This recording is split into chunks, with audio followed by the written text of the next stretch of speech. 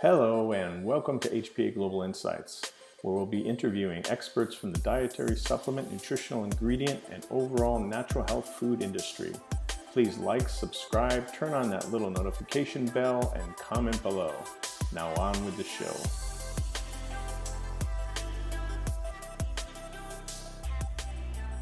Hi, welcome to another show. Today we're going to talk about China's new registration program for imported food products. This has been causing a lot of questions by the members of the association and the industry in general, wanting to know more about what this is, how does it affect them, and how do they deal with it.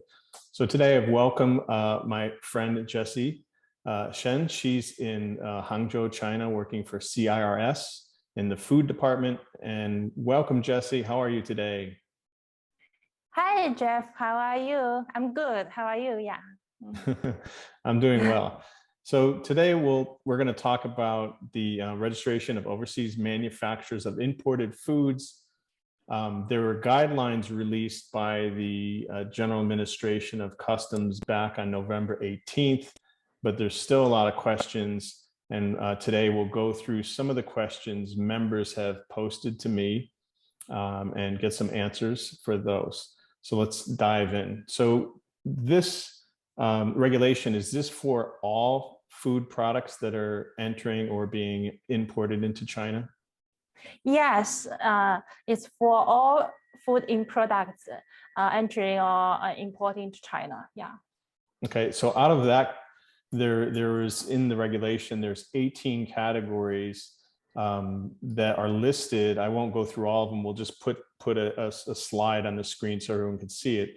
But those 18 categories need a little bit more special attention. Those need documents, from what I understand, supporting documents directly from the country of origin's official, like, government agencies, right?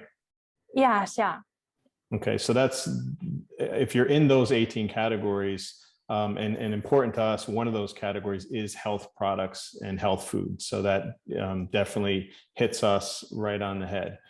And for the US, not every country is the same, but the US does not have a registration program for dietary supplements or health food products. So I think what's going to happen is it might be a little bit difficult for US companies to get the right documents from the government. So we'll have to kind of wait and see on that. Let's go into a few more questions here. So a big one, dietary supplement companies, a majority of them do business in China through cross-border e-commerce. So that's, that was a quick question that came out right away. Does this regulation affect cross-border e-commerce products? We learned from the GACC officials that this regulations does not affect CBEC products, and the CBEC products can be sold as usual. Yeah. Okay, so CBEC cross-border e-commerce products are not traditional import-export items. They're kind of considered more like personal shipments. So I guess that's how, that's why they don't go under this system. So that's good, because so many companies use cross-border to do business in China. Next question. How about food ingredient companies or manufacturers of food ingredients? Does this affect them as well? Yeah, food ingredients in China, including food raw materials and food additives. According to the official interpretation of the Decree 248, it will affect food raw materials, but will not affect the food additives. Food raw materials manufacturers need to get the overseas facility registrations. According to the HS code, food raw materials companies can check whether their food raw materials fall within the 18 food categories or not. If within the 18 food categories, they need to get the registration through the local concerned authorities. And if outside the 18 food categories, companies can do the overseas facility registration by themselves or ask a China partner, to assist. Yeah. Okay, so it really depends if they're an ingredient company and it's considered a food additive in China, then it's not going to affect them. But food ingredients or raw materials definitely will. Okay, so on that same question, what about ingredient distributors? So like, for example, a company in Canada or America that distributes ingredients, but they don't actually manufacture those ingredients. Maybe they're made in India or Malaysia or some other country. How about that situation? Yeah, the principle is who manufacture, who register. So in this case, is you mentioned maybe the India manufacturer or other countries manufacturer need to get the registration, and distributors. Distributor can assist the manufacturer get registered. Yeah.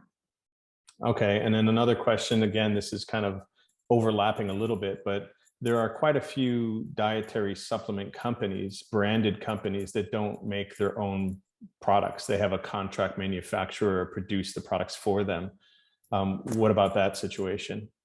Yeah, same with the food raw materials. The contract manufacturer need to do the registration to make their product exporting to China smoothly. The brand can push and assist the contract manufacturer get registered. Yeah.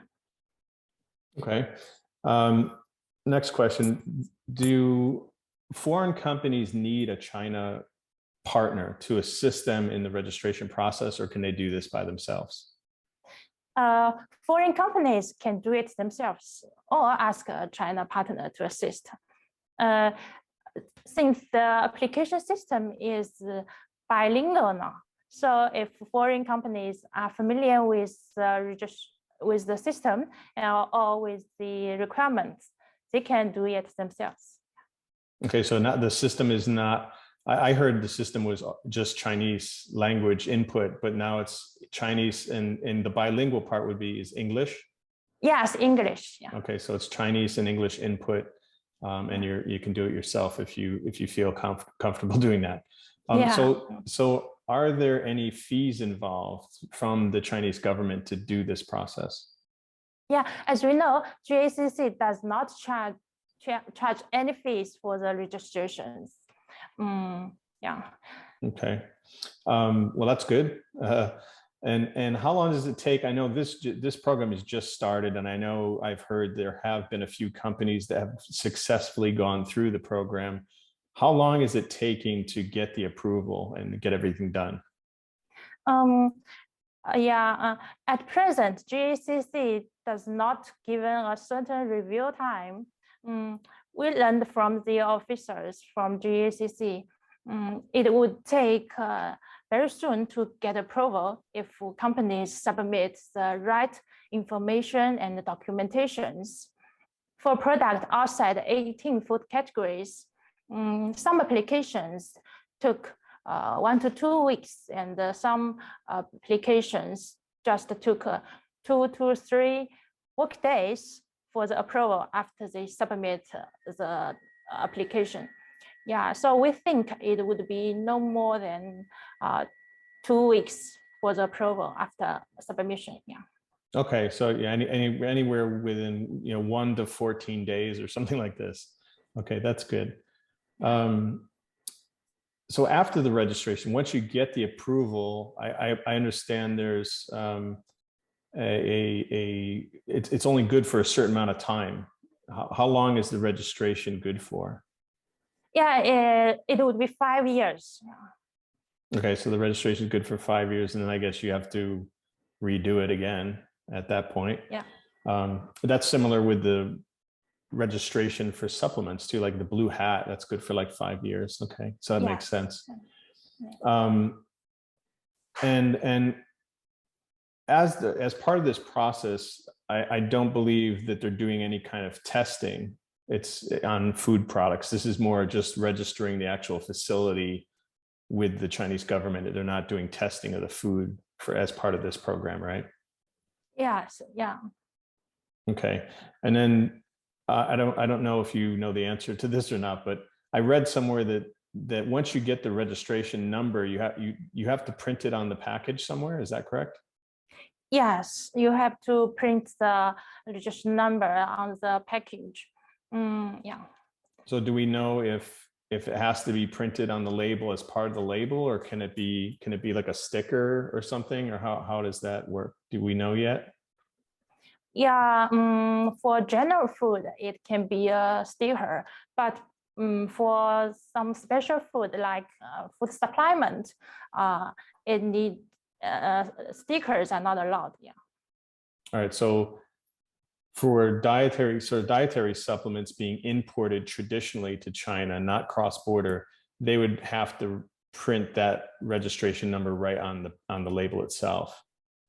Yes. Yeah. Okay, so that would, so people are going to have to possibly come up with some new labels. Okay. So this is early on. There's still there's only a handful of companies that have gone through this program, so there's still a lot to learn about how to progress through it, how to go through the program. So anyone watching, if you do have more questions about this program, or how to get approval, please contact us at the association HPA China, and we can answer your questions and help you out with that. And then CRS has a webinar coming up to add some more information in about 2 weeks time. So I think it's December 16th. Is that right? Yeah. Yes. Okay. So we'll put up a slide now and show that, but December 16th, CRS, and Jessie, you'll be speaking and adding some more information about this program. 2 weeks from now, we'll probably know a little bit more information, and make sure you sign up for that webinar. It's free. And yeah, it's free. Yeah. Okay, great. So you can get some more information there. Jessie, thank you so much for answering the questions and being a guest here. Very happy and thankful for that. Thank you, Jeff. And yeah, bye-bye. Okay. All right, Jessie, we'll see you soon. Take care. Bye-bye.